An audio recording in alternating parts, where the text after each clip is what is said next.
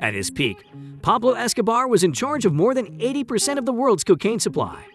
He led the Medellin criminal gang, which trafficked more than 15 tons of cocaine into the United States every day. His brother, Roberto Escobar, estimated that they spent $1,000 each month only on rubber bands to wrap around the never-ending piles of money. Escobar's plans for his Isla Grande Party Palace were no less spectacular. He ordered the building of a large complex that comprised a home, waterfront apartments, a palm court centered around a massive swimming pool, and a helicopter landing pad. The Islas de Rosario are a group of about 30 islands, located about an hour's sail northwest of Cartagena de Indias, an old Spanish port city. With its bleached white beaches, bright blue crystal lakes, and abundant fauna, they are a lovely tropical paradise. Every year, hundreds of day trippers from Cartagena, both tourists and locals, visit La Playa Blanca. A bit further out into the Caribbean Sea, though, is an island whose way of life has remained largely untouched for hundreds of years. La Isla Grande is home to roughly 800 islanders who rely primarily on fishing and farming for a living and are cut off from the rest of the world. Even with the absence of running water or electricity, daily life revolves around when the sun rises and sets. This idyllic setting, however, piqued the imagination of one vacationer who built a palace, which is now abandoned.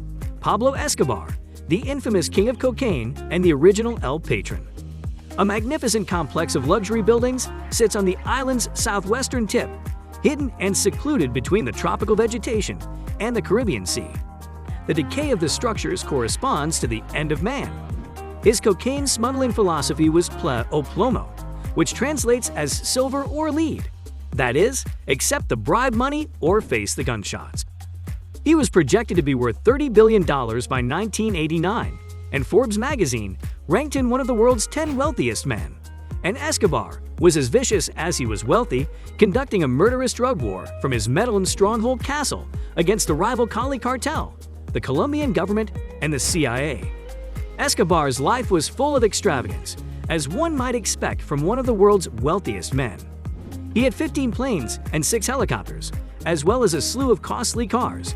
His spectacular home in Puerto Triunfo, Hacienda Nápoles, contained his own zoo with rhinoceros, giraffes, elephants, and a dinosaur park made from genuine prehistoric bones.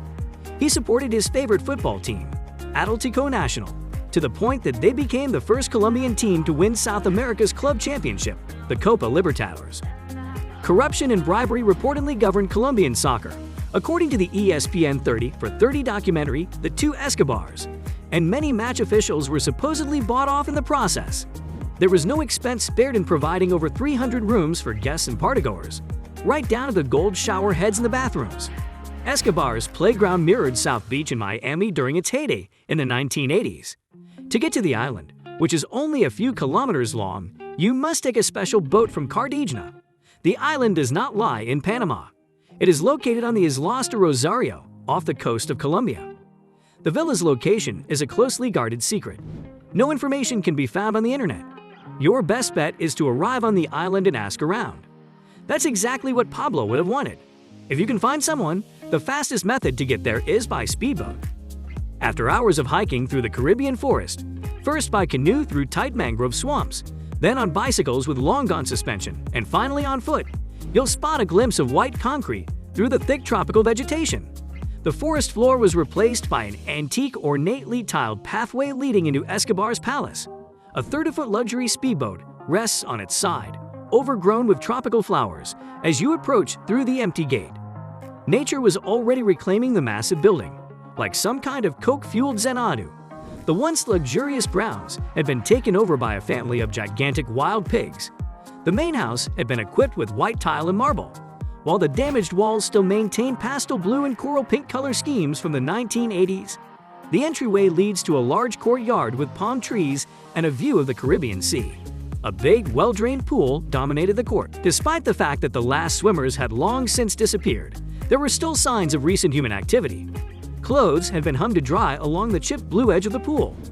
A half-dozen males stepped into the sunlight, silent, brandishing rusted machetes, across the pool from another derelict residence, and for good reason.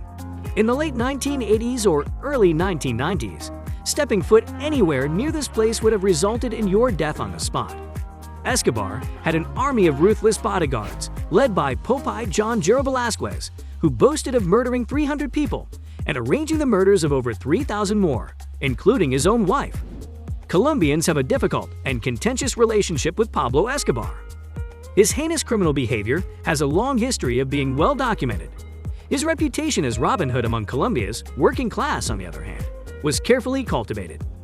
He built high-quality soccer fields in the barrios and organized youth teams and leagues for local children. T-shirts with the image of El Patron are sold on the streets of Cartagena's Las Palenqueras, as are replica jerseys of Colombian star and Real Madrid player James Rodriguez, who is now on loan from the Spanish club. It's difficult to know how much of Escobar was a genuine benefactor for Colombia's working class and how much of him was a mythological image he created around himself in order to maintain his power. However, his public funeral resembled more the passing of a popular monarch than that of a mass murderer and was attended by thousands of people. He did, however, fare well when it came time for him to run for public office because of his widespread popularity among the working class. It was impossible for Jess and the other islanders on Isla Grande to provide any information on whether or not El Patron had done anything for them. The overt friendliness of the residents of Orica, as well as the irony of their island home, struck me as strange and intriguing, and I wanted to learn more about them. They were only a few miles away from the fortress of the world's most deadly drug lord, despite the fact that they had never had a police force in their area. Colombia has had a considerable renaissance in recent years, particularly in the tourism and hospitality sectors. As a result, Escobar's legacy is being rewritten in a more positive light. As a result of his death, the Hacienda Nápoles was handed over to the Colombian government. There are plans to turn the estate into a drug museum, amusement park, and zoo, together with Escobar's exotic animal collection, which still roams free in the adjacent area of Puerto de Funo. However, his land in La Isla Grande, which is also held by the government, has deteriorated over time. A cluster of derelict chalets stood near the swimming pool, overlooking the ocean. Speedboats would have docked here, and heavily armed lookouts would have kept a watch out for mischief. Individual chalet apartments, like larger structures, have long since begun to deteriorate due to the persistent Caribbean trade winds that pound the island year after year. For the citizens of Isla Grande, life goes on much as it did before Pablo Escobar arrived. At the time, Pablo Escobar was most certainly one of the world's wealthiest criminals. Pablo Escobar was a wealthy narco-terrorist, drug lord, and cocaine trafficker with a net worth of more than $30 billion. His criminal mind was thought to have formed during his adolescence. Escobar has previously announced his aim to become a millionaire by the age of 22. He allegedly began by stealing gravestones and selling them to smugglers. He appeared to be able to run a big and complicated drug trade with minimal effort and had no qualms about killing anyone who got in his way. And with that being said, it's time to end our video. What's your take on Pablo Escobar's abandoned mansion? Let us know in the comments. Like this video and make sure to subscribe to the channel for more amazing videos like this. We'll see you in the next video.